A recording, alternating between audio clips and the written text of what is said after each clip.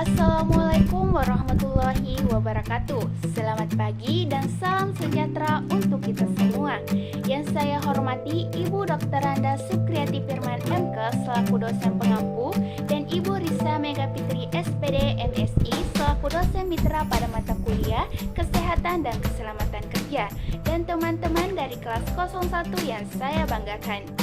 Pertama-tama, mari kita panjatkan puji dan syukur kepada Tuhan Yang Maha Esa atas rahmat dan hidayahnya lah kita dapat melaksanakan presentasi pada hari ini.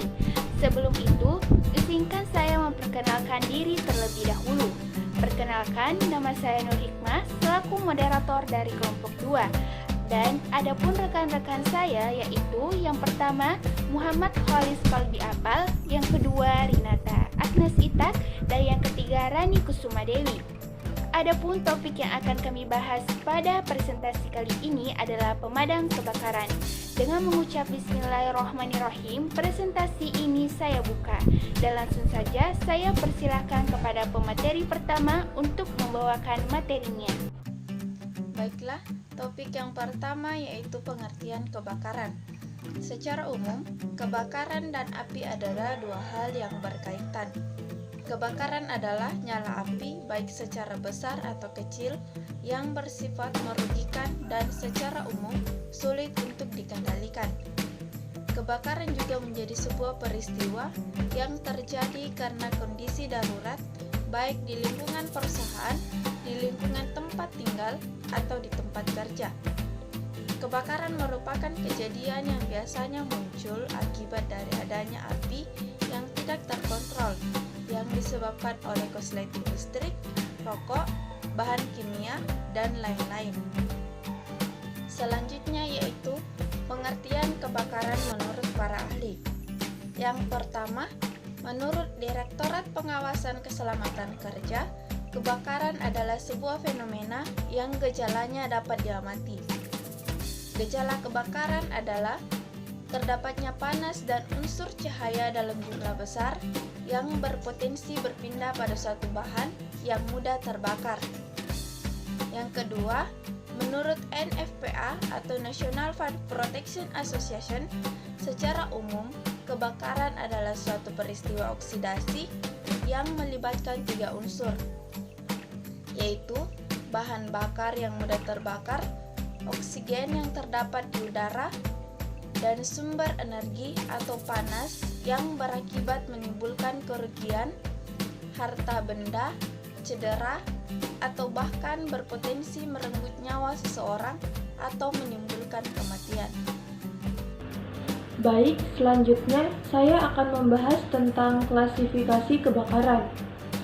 Pengelompokan kebakaran menurut Peraturan Menteri Tenaga Kerja dan Transmigrasi Nomor 04 Men 1980 Bab 1 Pasal 2 Ayat 1 mengklasifikasikan kebakaran menjadi 4, yaitu kategori A, B, C, dan D. Sedangkan National Fire Protection Association menetapkan 5 kategori jenis penyebab kebakaran, yaitu kelas A, B, C, D, dan K. Bahkan, beberapa negara menetapkan tambahan klasifikasi dengan kelas E. Klasifikasi tersebut adalah sebagai berikut. 1. Kebakaran kelas A merupakan kebakaran yang menyangkut benda-benda padat kecuali logam. Contohnya seperti kebakaran kayu, kertas, kain, plastik, dan sebagainya. 2. Kebakaran kelas B merupakan kebakaran bahan bakar cair atau gas yang mudah terbakar. Contohnya seperti kerusakan solar, premium atau bensin, LPG atau LNG, dan minyak goreng. 3. Kebakaran kelas C merupakan kebakaran instalasi listrik bertegangan. Contohnya seperti breaker listrik dan alat rumah tangga lainnya yang menggunakan listrik. 4. Kebakaran kelas D merupakan kebakaran pada benda-benda logam padat. Contohnya seperti magnesium, aluminium, natrium, dan kalium. 5. Kebakaran kelas K merupakan kebakaran yang disebabkan oleh bahan akibat konsentrasi lemak yang tinggi. Kebakaran jenis ini banyak terjadi di dapur. Api yang timbul di dapur dapat dikategorikan pada api kelas B. 6. Kebakaran kelas E merupakan kebakaran yang disebabkan oleh adanya hubungan arus pendek pada peralatan elektronik. Selanjutnya, saya akan membahas tentang penyebab terjadinya kebakaran. Penyebab kebakaran terjadi karena disebabkan oleh 3 unsur dan 3 faktor, diantaranya sebagai berikut. Ketiga unsur penyebab kebakaran tersebut ialah 1. Bahan yang mudah terbakar atau fuel yang berupa barang padat, cair, atau gas seperti kayu, kertas, tekstil, bensin, minyak, dan lain-lain. 2. Panas suhu atau heat terjadi pada lingkungan yang memiliki suhu tinggi. 3. Oksigen. Kandungan atau kadar O2 ditentukan dengan presentasi.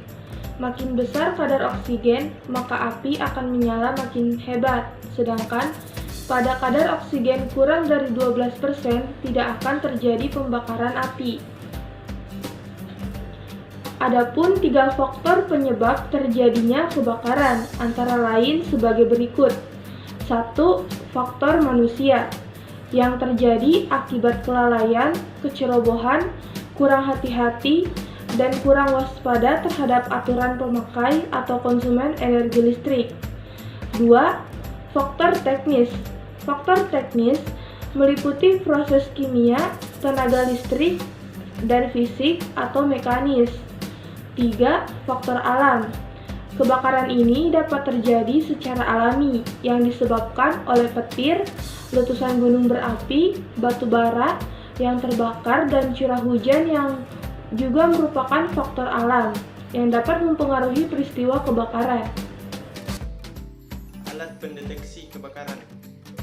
Alat pendeteksi kebakaran gedung disebut dengan detektor kebakaran atau fire detector. Alat ini mendeteksi kebakaran melalui adanya asap, suhu udara yang panas, serta nyala api. Berikut ini merupakan nama alat pendeteksi kebakaran, diantaranya yaitu pendeteksi asap atau smoke detector, pendeteksi panas atau heat detector, pendeteksi kobaran api atau flame detector, pendeteksi kebocoran gas atau gas detector. Bahan pemadam kebakaran. 1. Perlengkapan dan alat pemadam kebakaran sederhana yaitu seperti air, pasir, karung goni, kain katun, atau selimut basah. Kedua, foam AFF merupakan busa atau foam yang tahan terhadap reaksi dari alkohol. Dapat membentuk lapisan atau segmen pelindung ketika dipakai atau disemprotkan. 3. CO2 merupakan bahan kimia yang terbentuk dari satu atom karbon F2 atom oksigen yang dapat dihasilkan baik dari kegiatan alamiah maupun kegiatan manusia. 4. Trisensial powder merupakan kombinasi dari fosfat monojamonium dan amonium sulfat. 5. Gas pengganti halon merupakan senyawa kimia yaitu hidroklorofluorokarbon yang merupakan senyawa dari fluorouracil semial abstrak. Materi selanjutnya yaitu cara penanganan api atau kebakaran. Adapun langkah-langkah penanggulangan kebakaran yaitu sebagai berikut. Yang pertama, pindahkan korban ke tempat yang aman. 2. Hubungi petugas satpam atau warga setempat untuk menghubungi petugas kebakaran. Yang ketiga, jika memungkinkan batasi penyebaran api dengan menggunakan apar. Yang keempat, padamkan api jika memungkinkan dan jangan mengambil resiko. Adapun hal yang harus diingat bila terjadi kebakaran yaitu yang pertama, kejadian kebakaran harus dilaporkan. Yang kedua, bila bangunan bertingkat, gunakan tangga dan jangan gunakan lift. Yang ketiga, biarkan lampu selalu menyala untuk penerangan. Yang keempat, matikan alat-alat lain seperti mesin anestesi, suction, alat-alat elektronik, dan lain-lain. 5. Tetap tenang dan jangan panik. Dan yang terakhir, tempat yang rendah memiliki udara yang lebih bersih. Ada pun 5 teori pemadaman api, yaitu yang pertama, cara pendinginan cooling. Cara pendinginan adalah salah satu cara dengan menurunkan temperatur bahan bakar sampai tidak menimbulkan uap gas kebakaran. Yang kedua, cara reduksi oksigen smothering. Dengan membatasi oksigen dalam proses kebakaran, api dapat padam. Proses ini biasanya dengan menutup sumber api dengan karung goni basah, pemadaman tradisional ataupun dengan penyemprotan karbon dioksida yang dapat mengurangi oksigen dalam kebakaran tersebut. Yang ketiga, pemindahan bahan bakar starvation. Ini cukup efektif, tapi dalam prakteknya mungkin sulit. Sebagai contoh, pemindahan bahan bakar yaitu dengan menutup, membuka kerangan, memompa minyak ke tempat lain, memindahkan bahan yang mudah terbakar, dan lain-lain. Cara lain dengan menyiram bahan bakar yang terbakar dengan air atau membuat busa yang dapat menghentikan, memisahkan minyak dengan pembakaran. Yang keempat, pemutusan rantai reaksi, break chain reaction.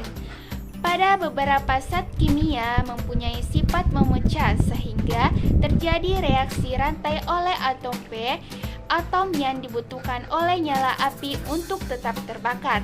Dengan tidak terjadinya reaksi atom-atom ini, maka nyala api lama-kelamaan padam. Yang kelima, melemahkan dilution. Cara ini sama halnya dengan smothering, hanya saja pada cara ini seperti mengurangi konsentrasi dari setiap unsur pembentuk api.